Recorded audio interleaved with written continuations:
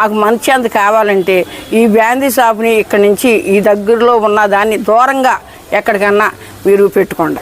మాకు మా అవకాశాన్ని మా మంచిగా ఇంకా మా అంటోళ్ళు ఎంతోమంది ఉన్నారు.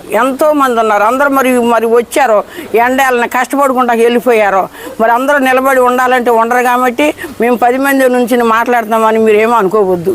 మా ఉన్న యాదన మా బాధ మీకు చెప్పుకుంటున్నాం. అదొకటి. తల్లిదండ్రులు బిడ్డలను కంటాం కానీ బిడ్డలు రాతలను కనము.